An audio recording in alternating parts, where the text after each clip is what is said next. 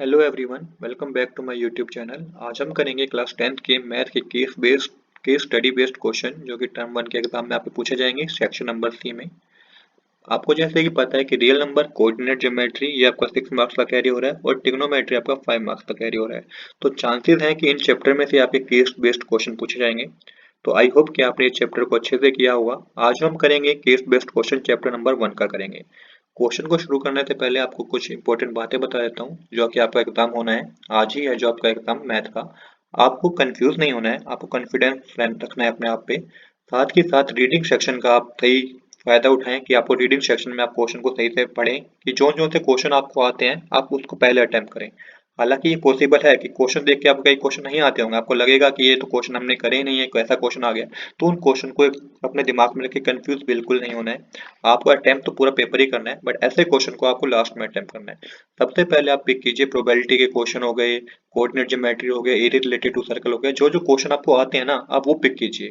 कोशिश कीजिए कि 45 मिनट्स में आपका जो मैक्सिमम है कि आधे से ज्यादा पेपर हो जाए, मतलब कि 25 और 26 क्वेश्चन आप अपने क्वेश्चन पेपर में करते हैं 45 मिनट्स में। नेक्स्ट 45 मिनट्स में आप उन क्वेश्चन पे ध्यान दीजिएगा जो क्वेश्चन आपके रह गए हैं, जिसमें आपको थोड़ी प्रॉब्लम हो रही है, जिसमें कैलकुलेशन लगेगी। दूसरी बात आप ये समझिए कि चांसेस हैं कि आपको कैलकुलेशन करनी पड़े, बिल्कुल कैलकुलेशन तो करनी पड़ेगी आपको। जो शीट मिलेगी, जो भी आपको एक रफ एरिया मिलेगा जहाँ पे आपको क्वेश्चन को सॉल्व करना होगा, पर कई चांसेस ये भी होंगे कि आपको ऑप्शन देख के आंसर पता चल जाए। तो इसको भी आप अपने कंसेप्ट को अपने दिमाग में लेकर चलिएगा कि कई क्वेश्चन ऐसे भी आ जाएंगे जहाँ ऑप्शन देख के आपको आंसर पता चल जाए।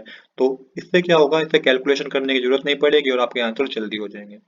चलिए अब शुरू करते हैं अपना आज की केस स्टडी जो कि है, in a morning walk Ramesh, Suresh and Rajesh step of together, their step measuring 240 centimeter, 90 centimeter and 120 centimeter respectively. They want to go for a juice shop for a getting which is situated nearby them. तो तीन दोस्त हैं जो कि morning walk के लिए निकले हैं। अब ये जूस शॉप पे जाना चाहते हैं, जूस पीने के लिए जाना चाहते हैं जो कि इनके घर से के पास ही है। हमें क्वेश्चन में पहला एमसीक्यू में दे रखा है, find the minimum distance of shop. आपको मिनिमम डिस्टेंस पता करना है शॉप का, from where they start to walk together so that one can cover the distance in complete distance. कह रखा है कि जहाँ आपको वो डिस्टेंस पता करना है जिसमें से ये तीनों जो कवर कर लेना डिस्टेंस अपने कंप्लीट स्टेप में कवर कर लें। अब देखिए सबसे पहली बात, मिनिमम डिस्टेंस लिखा हुआ है। मिनिमम डिस्टेंस लिखा हुआ है मतलब कि आप क्या करेंगे, आप एलसीएम लेंगे। दूसरी बात समझिए, अब ये हो गया एक लॉन्ग मेथड कि आपको एलसीएम लेना है। अब यहाँ पे देखिए कि आपको ऑप्शन देखिए कैसे समझ में आएगा कि इसमें से कौन सा आंसर हो सकता है। अब समझिए कि आपको ऑप्शन देखिए कैसे पता चलेगा कि कौन सा आंसर है। अगर ये 240, 90 और 120, अब देखिए कि 240, 90 और 120 ऐसा कौन सा नंबर लिखा हुआ है ये आपके एमसीक्यू में first, second, third, fourth option में, जो जो तीनों से डिवाइड हो जाए। तो आपको अगर ऐसे इस तरीके से भी आप सोल्व कर सकते हैं तो वो भी ठीक है, ये फास्ट कैलकुलेशन करने का मेथड है। तो आपको पता चलेगा कि 720 वो मेथड है, 720 वो नंबर है जो तीनों से डिवाइड हो रहा है। इसके अलावा ना 700 तीनों से डिवाइड हो रहा है, ना 620 तीनों से डिवाइड हो रहा है, ना 740 तीनों से डिवाइड हो रहा है। तो 720 ही तीनों से डिवाइड हो रहा है। ये तो था शॉर्ट मेथड करने का। अगर आप इसको कैलकुलेशन के साथ भी करना चाहते हैं, कैलकुलेशन के साथ भी आप कर सकते हैं। वो तो आपका फिर 100% ही सही आएगा। तो मैं आपको अभी जो कैलकुलेट करके दिखाऊंगा वो मैं आपको थोड़ा डिटेल मेथड में करके दिखाऊंगा ताकि आपको एग्जाम में प्रॉब्लम ना हो। कैलकुलेशन फास्ट रखेंगे तभी भी कोई दिक्कत वाली बात नहीं है, कोई प्रॉब्लम नहीं है। आपके कैलकुलेशन फास्ट है तो भी आप क्वेश्चन को इजीली 90 मिनट्स में 40 क्वेश्चन आप अटेम्प्ट कर सकते हैं। चलिए अब सोल्व करते हैं वन बाय वन अपने एमसीक्यूज को। तो पहला क्वेश्चन कह रहा है, find the minimum distance of shop from where they start to walk together so that one can cover the distance in complete step. तो आपको मिनिमम डिस्टेंस पता करना है शॉप का जिसमें one cover the distance in the complete step, जो अपने complete step में वो डिस्टेंस को कवर कर लें। तो सबसे पहले आप एलसीएम लीजिएगा। सबसे पहले आप 240 का आपको एलसीएम कैलकुलेट करना है तो प्राइम फैक्टराइजेशन कीजिएगा। तो सबसे पहले 240 को प्राइम फैक्टराइजेशन करेंगे आप, तो 2 से कैलकुलेट होकर आएगा 120। फिर 120 को भी 2 से आपको कैलकुलेट करना होगा डिवाइड, तो 60 आएगा। 60 को भी 2 से डिवाइड करेंगे आप तो 30 आएगा। 30 को भी 2 से डिवाइड करेंगे 15 आएगा। सेम इसी तरीके 3 को 15 से डिवाइड करेंगे 5 आएगा, और 5 को 5 से डिवाइड करेंगे तो 1 आ जाएगा।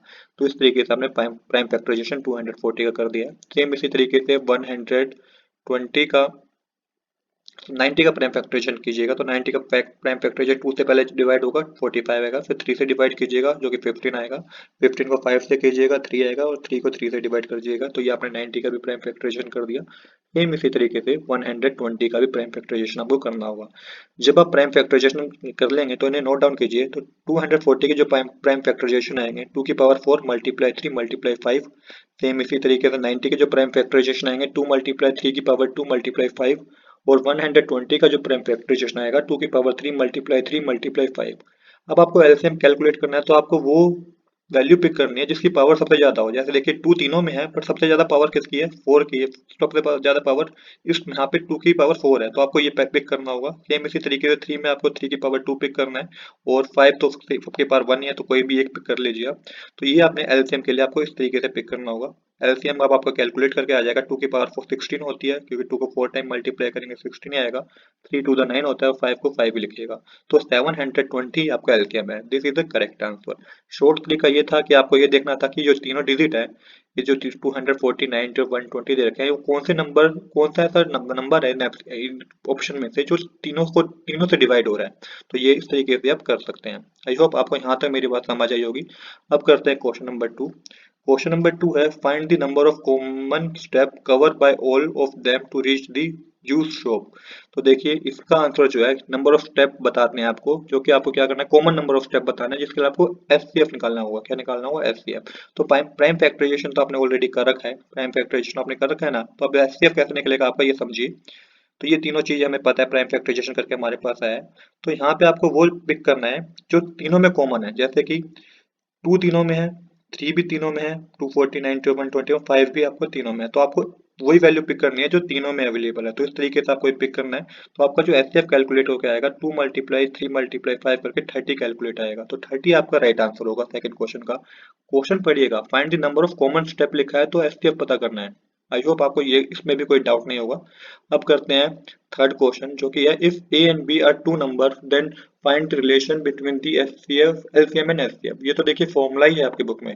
अब ध्यान से पढ़िएगा क्या फॉर्मूला था। फॉर्मूला था option number 3 A multiply B is equal to LCM multiply HCF. ये फॉर्मूला था ना आपके बुक में चैप्टर नंबर 1 में। तो option number C is the correct answer. जो क्वेश्चन नंबर फोर्थ कह रहा है हमारा, what name is given to the largest positive integer that divide given two positive integer completely. तो देखिए लार्जेस्ट पॉजिटिव इंटीजर पूछ रहा है तो क्या होगा, एचसीएफ होगा। तो एचसीएफ आपका राइट आंसर है। अब करते हैं last question. Factor tree is a chain of factor which is represented in the form of A. तो फैक्टर ट्री की बात हो रही है तो इसका आंसर क्या होगा, ट्री ट्री इसका राइट आंसर। अब एमसीक्यू में मैंने आपको यहाँ पे 5 क्वेश्चन करके दिखा दिए, बट आपको अपने क्वेश्चन पे हर एमसीक्यू में आई थिंक 5 क्वेश्चन ही हो गए, आपको 4 पिक करने होंगे। जो उसमें आप श्योर हो कि 4 आपको आते हैं वो 4 आप पिक कीजिएगा एमसीक्यू में। आई होप आपको यहाँ तक लेक्चर समझ आया होगा। अगर आपको कोई डाउट है तो आप कमेंट सेक्शन में पूछ सकते हैं। आज के लिए इतना ही। Thanks for watching.